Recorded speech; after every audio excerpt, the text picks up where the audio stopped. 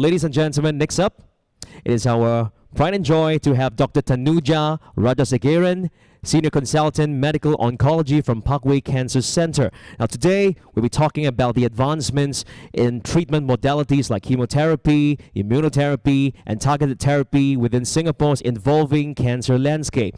And importantly, she will also be discussing the impact of the cancer drug list on cancer care. So ladies and gentlemen, please join me as we welcome Dr. Tanujaa.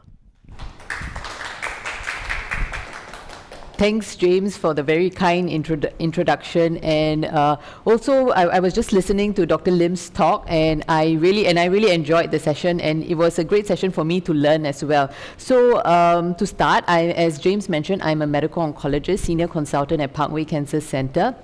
And I specialize in general oncology with a subspecialty interest in lung cancer, genitourinary cancers, head and neck cancers, as well as breast cancer. Today, I'm going to bring you through my topic, which is titled Navigating Cancer Prevention and Treatment in Today's Healthcare Landscape. And I'll be happy to take any questions thereafter. So I'll start off by telling you, which you probably heard many times already. So what exactly is cancer? Cancer is an uncontrolled growth of abnormal cells. So what starts off as an abnormal cell then continues to grow, and then eventually spreads to other parts of the body, and it affects the normal function of the organ that it originates from. The problem with why is cancer such a big thing now? The statistic currently is that we have a lifetime risk of developing cancer is now 1 in 4. So if you look around, if you look in the room, if you have 4 people, out of the 4 people, 1 person is going to be developing cancer, and the risk from dying from cancer is 20%. These are very sobering statistics, and what I'm going to cover next is are there ways that we can prevent cancer, and if we have gotten cancer, how do we move on from there, right? So this is the list of common cancers in Singapore. You can see that in men, the common cancers are prostate, colon, colorectal cancer, lung cancer, and in women is similar, but the number 1 cancer in women is breast cancer, followed by colorectal cancer and lung cancers.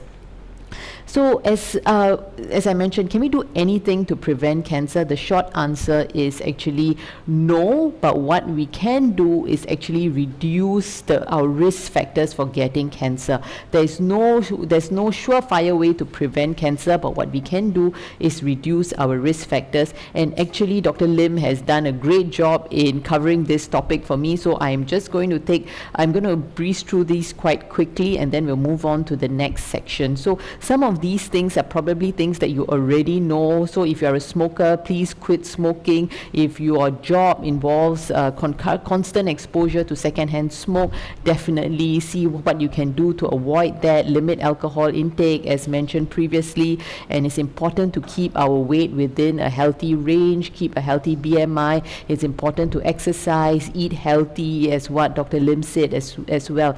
But what I'm going to add for this is for women in particular, it's very important for us to keep up to date with our screening tests. So for women above the age of 40, please go for your yearly regular mammograms, go for your pap smears when you are sexually active. And it's important, the reason why screening is important is because if we detect cancers at an early stage, there's a much higher chance that they can be cured. So it's important to keep up to date with your screening. And also, for the younger women, if you have children or you're expecting, breastfeeding is something that reduces the risk of breast cancer. As we know, breast cancer is the number 1 cancer among women. Also, it's important to get our vaccinations up to date. So for those, so there are certain cancers that are caused by viruses. So for example, cervical cancer is caused by the human papilloma virus, and what we can do is actually vaccinate our children, both males and females, against the human papilloma virus, and the vaccinations are readily available at GP clinics and polyclinics. So please, this is something that we can do for our children. Right, but let's say despite our best efforts, we've done all things right. You eat right, you exercise, you keep up to date with your screening, and you still get cancer. So is that the end of the world? Okay, the good news is that while cancer is not something anybody wants to have, cancer care has advanced greatly over the years, right? So whenever we talk about cancer care, it is a multidisciplinary care. So it is not one person like myself, a medical oncologist, involved. It is many specialists involved in taking care of a cancer patient, especially at Parkway Cancer Center. So for example, when a patient is first diagnosed with cancer, they usually have a biopsy, and the biopsy specimen is read by a pathologist, and patients also usually get scans done, and the scans are read by a radiologist, and the scans helps us to stage the cancer. And for example, if you have a lump in the body that needs to be removed and turns out to be cancerous, we have our surgical oncologist on board. And if you need systemic treatment, that would be someone like myself, the medical oncologist. And if you need radiotherapy, then we have our radiation oncologist. So really is a group of doctors working together to ensure that cancer patients get the best optimal care. Right. So today I'm going to focus on medical oncology because I'm a medical oncologist, and medical oncologists, we give systemic treatment. And exactly what is systemic treatment? Systemic treatment is basically anything that goes into the bloodstream to kill the cancer cells. They can be in the form of chemotherapy, hormonal therapy, targeted therapy, immunotherapy. Right. So chemotherapy is one of the oldest drugs that we have in the armamentarium against cancer. There are many types of chemotherapy. It can be the oral form, injectable forms. But how does chemotherapy work? Basically, it works by attacking cells that are rapidly dividing, which are your cancer cells. But also, chemotherapy also affects the normal cells that tend to divide rapidly, like for example your hair, right? But what is important to note, people always have this impression that chemotherapy is terrible. Chemotherapy is going to make you lose your hair. You're just going to be vomiting away. The truth is that the supportive care for chemotherapy has advanced greatly, so that we have many supportive medications that we give to patients before and after chemotherapy to prevent nausea, vomiting, and in fact, not all chemotherapy drugs cause hair loss. And even if you're on a chemotherapy agent that causes hair loss, most of the time after chemotherapy, your hair grows back. Right, so this is, for those of you who know, this is Lance Armstrong. So I'm sure many of you are familiar with him. He was diagnosed with stage 3 testicular cancer at the age of 25. When he was diagnosed, he was at the peak of his career, young man, and taking part in many competitions, but was diagnosed with metastatic cancer that had spread to the brain and the lungs. But fortunately, he was given chemotherapy. He was cured with chemotherapy, and then went on to win 7 consecutive Tour de France titles, right? So really, chemotherapy is not something to be afraid of. Yep. I'll move on to talk about targeted therapy. This is something else that we have in the armamentarium to treat cancer. So to give you an example, so for example, chemotherapy is generally not targeted. So for example, if you have one particular cancer cell, what you want to do is particularly target that cancer cell and kill that cell without causing damage to the surrounding cells, which tends to happen with chemotherapy. So with targeted therapy, what we want to do is find the exact cancer cell or find the exact mutation that's causing the cancer cell, that's causing the cancer, and then target it, right? And this we have seen much great advancement is in lung cancer, where we have previously in the past, whenever we talk about metastatic lung cancer, patients were thought their prognosis was in the range of 6 months, but nowadays patients with metastatic stage 4 lung cancer live for 5 years and beyond, and that is really because of the advancement in precision oncology. We are able to detect the exact mutation that causes the cancer, and we've got oral targeted drugs that can target the cancer. So if you look at the scans below, at the baseline scan, that's one of my patients with metastatic lung cancer who had an EGFR mutation, for which she took an oral tablet, and just after 6 weeks, you can see the cancer clearing up very nicely in the lung. And I always like to share this case scenario with people. So this is one of my patients that I saw, 35-year-old Filipino lady. She's a never smoker, preschool teacher, and she's married with 2 daughters. And when she first came to see me, she had just given birth to a baby who was just 2 months old. She was having a persistent cough for 4 months duration. She had seen multiple GPs, but everybody told her this was pregnancy related. But to cut a long story short, essentially the cough didn't get better, and she went to see a doctor who essentially did chest x-ray and a CT scan, which shows that the white patch in the CT scan you see is abnormal, and this was eventually diagnosed to be stage 4 lung cancer in a 35-year-old lady who had just delivered a baby, right? But the silver lining to all of this, that her tumor was found to have a mutation that was targetable. It was called an ALK mutation. We started her on an oral targeted therapy, and within 2 weeks of starting treatment, she was starting to feel better. And you can see just 2 months after starting treatment, her scans were looking better, and this is her scans over the years. Right, you can see the latest, the number 4 scan is the scan that she just had recently, which basically shows that the lungs are clear and there's no evidence of cancer. She's still currently on cancer treatment, and this was the 2-month-old baby that she came to see me with 5 years ago. And that baby is now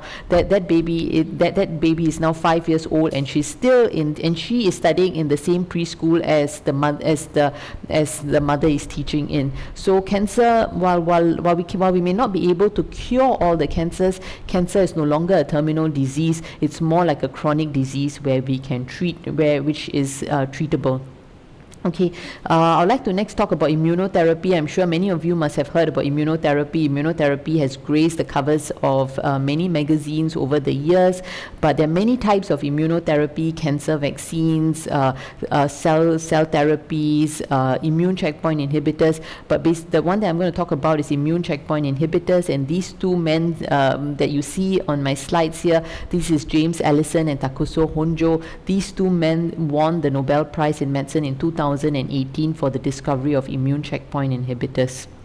And really, how does immune checkpoint inhibitors work? Essentially, they activate your own immune system to kill the cancer cells in your body, right? And this is one of my patients. So, 70-year-old Chinese man is a retired insurance agent. He was diagnosed with kidney cancer in April 2020. He had a surgery to remove the kidney tumor, but unfortunately, 1 year later, the cancer came back, and he had very bad abdominal pain and back pain. And when we did the scans, the cancer had spread to many areas of the body, and he was told by the first doctor he saw, that who was not an oncologist, that he had 6 months to live. And of course he was very, very upset.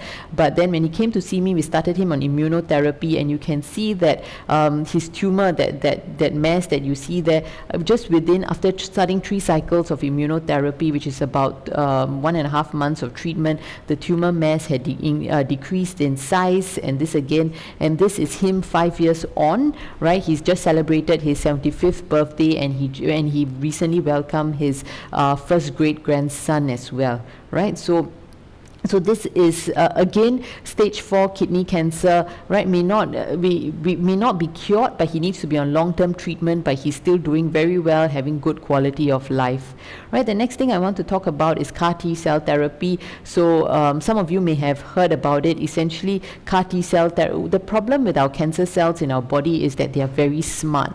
They have ways to hide away from your T cells or your immune cells and prevent the T cells from looking at identifying the cancer cells and killing your cancer cells. So what do we do in CAR T cell therapy? Essentially, is we remove your T cells or your immune cells from your body. We reprogram it. So we put on a receptor onto the T cell that can recognize your cancer cells, and then we reinfuse this reprogram or CAR T cells into your body to fight cancer. And this is the poster girl for CAR T cell therapy. This is Emily Whitehead. She was diagnosed with acute lymphoblastic leukemia at the age of 5. She had failed all standard treatment, and her doctors basically told her parents that, there's no more treatment, send her to the hospice, she's going to die. But parents didn't want to give up, and they brought her for a clinical trial, which was a CAR T cell therapy trial in the Children's Hospital of Philadelphia. And the the rest is history, because this girl is still alive now. And if I remember correctly, I think she's about 15 years old now. Yeah, the last thing I want to talk about, we have proton therapy. I'm sure all of you must have heard of radiotherapy. Certain cancers, for example, nasopharyngeal cancer, prostate cancer, we need to give radiation in addition to chemotherapy. And traditionally we use, in contrast to traditional radiotherapy, proton beam therapy is different, because what as you can see from the diagram here, basically unlike conventional radiotherapy, the X-rays pass through the tumor cells and can affect the organ or the normal cells are behind the tumor behind the cancer cells. But with proton therapy, you see that the beam stops and disappears after the tumor. So this is very useful to minimize radiation to healthy tissue, reduce the risk of secondary cancers, especially in our younger cancer patients, and also reduces the side effects of radiation. Right, and if for all the Singaporeans in the audience, for all of these, what do these three men have in common? Basically, all of them had nasopharyngeal cancer, and nasopharyngeal cancer is one of those cancers that we use radiation to treat, and it's in the head and neck region where they're very important structures. And now that we have proton therapy, this is very useful. So if Lee Chong Wei actually went to Taiwan to get his proton therapy at that time, but now we have it in Singapore, available to all our patients.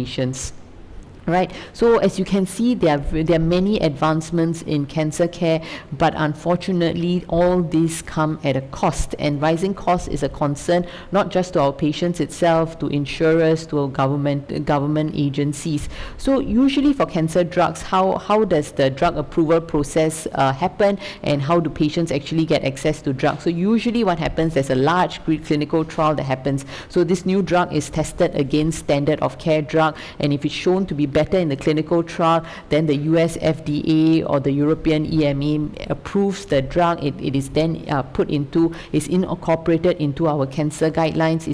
Eventually HSA in Singapore approves the drug and patients get access to the drug. But now there's an additional process. Before patients can get access to the drugs, these drugs must be listed on the cancer drug list before the patients get access to the drugs.